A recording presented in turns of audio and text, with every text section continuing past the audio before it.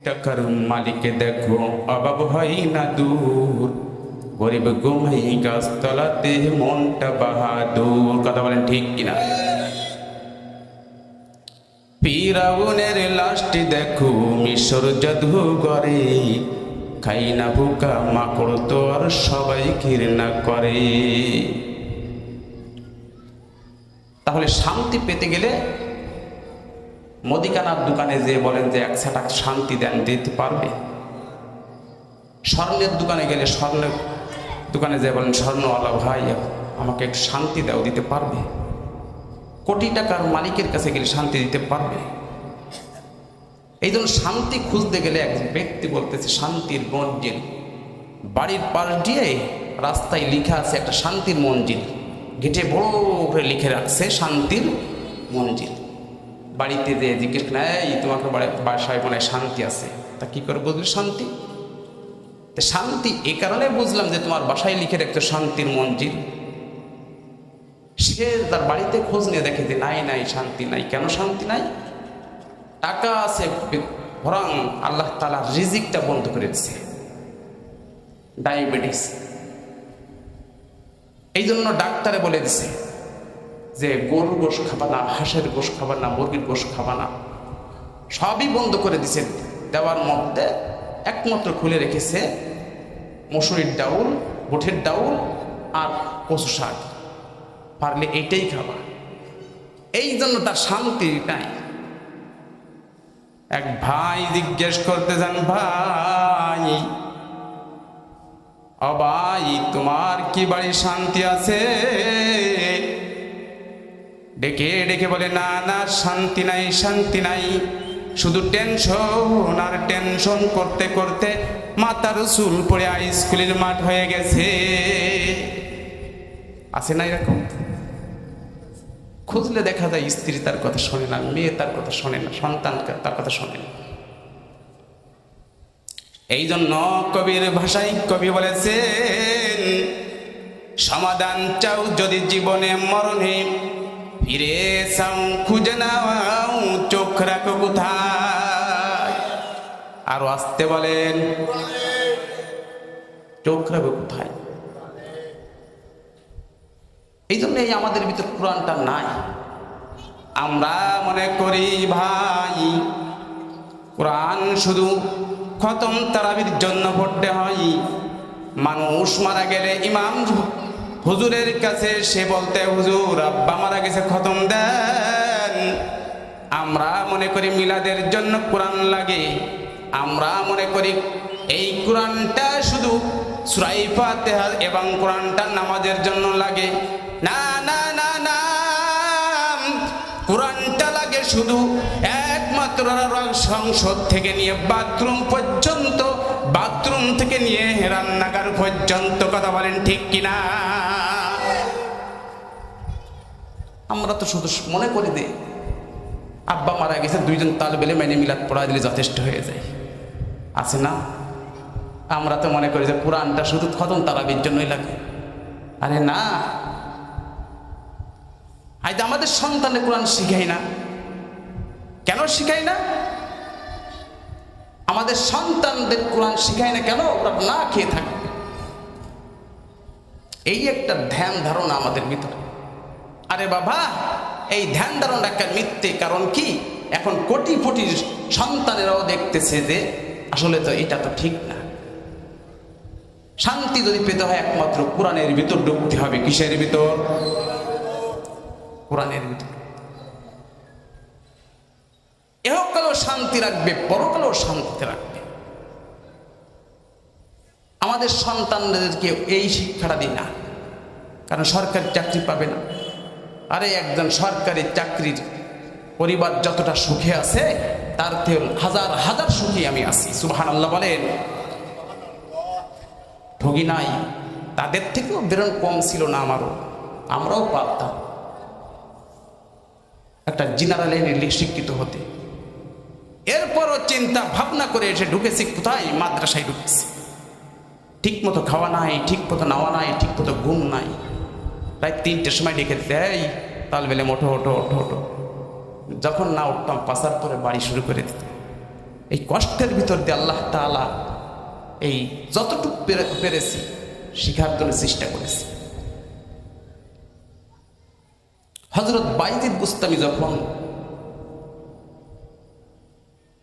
মায়ের গর্ভে যখন রয়েছে তখন মানত করছে, আল্লাহ আমার সন্তান যদি দুনিয়ায় ভূমিষ্ঠ হওয়ার পরে আমি আমার সন্তানকে একজন আলেম বানাবো। সুবহানাল্লাহ বলেন, আলেম বানাবো। হঠাৎ করে বাইজিদ বুস্তামির আব্বু মারা গেছে, সন্তানও দুনিয়ায় ভূমিষ্ঠ হয়েছে, সন্তানও হাঁটা শিখেছে। সন্তানের হাতটা ধরে নিয়ে উস্তাদের ধরে চলে গেছে, উস্তাদজি আমার সন্তানকে মাদ্রাসায় নিয়ে আসছি, আপনি আমার সন্তানকে ভর্তি করে নেন, আমার সন্তানকে আলেম বানাবো। উস্তাদজি মাদ্রাসায় দিয়া ভর্তি করে দিয়ে উস্তাদজির হাতে হাত লাগিয়ে বলতেছে, হুজুর আমার সন্তানকে এই মাদ্রাসায় দিয়ে গেলাম, যতদিন পর্যন্ত আমার সন্তান আলেম নাও হতে পারবে, হুজুর আমার সন্তানের চেহারা ততদিন পর্যন্ত আমি আমার সন্তানের চেহারাটা দেখব না। এমন কথা শর্ত লাগিয়ে যখন চলে গেলেন, মাদ্রাসায় হযরত বাইজিদ বুস্তামি যখন মাদ্রাসায় পড়তেন, বহুদিন পরে মনের ভিতর বাইজিদের মনের ভিতর খুব মায়া লাগতেছে, বহুদিন মায়ের চেহারাটা দেখতে পারি না। উস্তাদজির কাছে ডেকে বলে, উস্তাদজি আমাকে একটু ছুটি দেওয়া যায়, আমি আমার মায়ের চেহারাটা দেখার জন্য কলিজাটা কাঁদতেছে। মা নাই কার কার হাত উঁচু করে দেখান। আল্লাহ গো আজকের মাহফিলের খাতিরে এই যাদের মা নাই, আল্লাহ তুমি তাদের আব্বা আম্মার কবরে তুমি জান্নাতের বাগিচা তো দিয়ে দাও। আব্বা নাই কার কার হাত করে দেখান। আল্লাহ গো মা বাবার কবরখানা তুমি জান্নাতের সঙ্গে সংযোগ করে দেন। মায়ের কান্দন যখন তখন মা গো তুমি কাঁদিলে কেন একলা বাড়িতে, মা গো তুমি কাঁদিলে কেন একলা বাড়িতে। আরে বিদেশে চাকরি করেন, বিদেশের মাটিতে থাকেন, মার মুখে একটা ভালো লোকমা দিতে গেলে কলিজাটা ফেটে যায়। আরে সেই মাকে কেমন করে ভুলে গেছি, কি করে সেই মাকে ভুলে গেছি। অনেক সন্তানের মায়ের কবরে শিয়ালে পায়খানা করছে, দেখার মতন কোনো সুযোগ নাই। শেষ বিদায়ের পালকি চড়ে কহি চলেছ মা, শেষ বিদায়ের পালকি চড়ে কহি চলেছ মা। কেমনে তোমায় দিব বিদায়, কেমনে তোমায় দিব বিদায়, মন যে মানে না মা গো। শেষ বিদায়ের পালকি চড়ে কহি চলেছ মা, শেষ বিদায়ের পালকি চড়ে কহি চলেছ মা। উস্তাদজি আমার মায়ের চেহারাটা দেখার জন্য আমার কলিজাটা ফেটে যাইতেছেন, আমাকে যদি একটু ছুটি দেন মায়ের চেহারাটা দেখে আমি আমার বাসা মাদ্রাসায় চলে আসব। উস্তাদজি শর্ত লাগাইছে, বলতেছেন বাবারে তুমি 1 থেকে 15 পারা কোরআন শরীফ তুমি যদি 3 দিনের ভিতর মুখস্থ করে শোনাইতে পারো বাবা তাহলে তোমাকে ছুটি দিব, আর যদি তুমি না শোনাইতে পারো তাহলে ছুটি দিতে পারবো না। 3 দিন পরে বলতে হুজুর আমার সবকটা আপনি যদি শুনতে পারতেন। ওস্তাদজি সবকটা শুনে 1 থেকে নিয়ে 15 পারা পরে পর্যন্ত সুন্দর করে মুখস্থ শুনাইলেন। সুবহানাল্লাহ বলেন, আরো আস্তে বলেন, আরো জোরে বলেন। এই মিদাদ দিছে কে? আরো আস্তে বলেন। আল্লাহ তাআলা মিদাদ দিছে।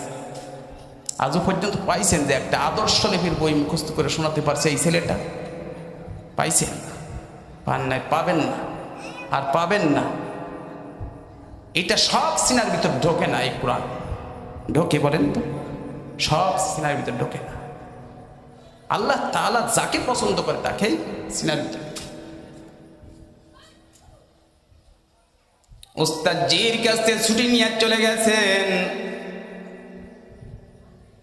বাড়িতে যে মাকে ডেকে বলতেন, মা গো, ও মা তোমার চেহারাটা দেখতে তোমার দরজায় এসে গেছি, তোমার চেহারাটা দেখার জন্য আসছি। মা গো বহু দূর থেকে তোমার চেহারা দেখার জন্য এসেছি। দরজায় নক করতেছে আর বারবার নক করতেছে, বলতেছে মা গো দরজা খোলো। মা ডেকে বলে, মা ডেকে বলে না আমার বাইজিত আসতে পারে না, দরজা খুলবো না। যদিও আমার বাইজিত আমার দরজার কাছে এসে নক করতেছো, তারপরও যতদিন পর্যন্ত আমার বাইজিত আলেম না হবে ততদিন পর্যন্ত আমি চেহারা দেখব না। আমাদের সন্তান হইলে বেতের একটা বাড়ি দিয়ে পারে না, মা বাপের কানে চলে যায়। আর মা বাপ বলে এই দাঁড়া, আমি তোর ঈশ্বর শিকদারের বোর মতন জল্লাদ হয়ে হুজুরের বিচার করব। কথা বলেন ঠিক কিনা? স্কুলে তুমি হাজার বিহায়াপনা করতে পারো, কোনো বাধা নাই। স্যারের হাতের থেকে ব্যাত কেড়ে নিছি। আর উস্তাদ যেখানে মানুষ কারখানা, মানুষ ঘোড়া কারখানা, ওইখানে ব্যাত নিয়ে একটু বাড়ি দিয়ে পারে না উস্তাদের গোষ্ঠী সমর ঠেঙ্গা দেওয়া তিরসে। কথা বলেন ঠিক কিনা? মানুষ কি সহজে হবে? আমি ছোটবেলায় আমার এক হুজুর বাড়ি দিছিল একটা ক্লাসে আসা নিয়ে, এইখান থেকে বাড়ি দিছিল এই পর্যন্ত। তো আমার এই হাতের তলার চামড়া না উঠে আমার এইখানে চামড়া উঠে গেছিল। জামা দিয়ে ডাইকে ডাইকে রাখতাম, মানুষ যদি দেখে একটা মান সম্মানের বিষয়। এই কথাই পেটের ভিতরে অজম করে রাখতে পারছি, আজ বলে আপনাদের স্টেজে আমি বসতে পারছি। আজ যদি অজম না করে আজ যদি উস্তাদের প্রতিবাদ নিতাম, তাহলে আজ আমার কপালে হয়তো দেখলো গাছা আর একটা কলকি আমার হাতে থাকতো। কথা বলেন ঠিক? এই মারির বরকতটাও আল্লাহ তাআলা প্রতিটা বান্দাদেরকে দিয়ে দেয়। কেন দিয়ে দেয়? নম্রতার কারণে। মা ডেকে বলতেছেন, বাবারে তুমি যদি আমার বাইজিত হয়ে থাকো তাহলে আমিও তোমার দরজা খুলব না। বাবা, কারণ আমি আমার বাইজিতকে আমি আলেম না হয়ে আমার বাইজিত যদি আসে ততদিন পর্যন্ত আমি আমার সন্তানের চেহারা দেখব না। বাইজিত চলে গেছে উস্তাদের কাছে, বলতেছেন উস্তাদজি আমি আবার চলে আসছি। উস্তাদজি ডেকে বলতেছেন, কিরে বাইজিত তোকে ছুটি দেওয়ার সঙ্গে সঙ্গে আবার চলে আসলি, কারণ কি?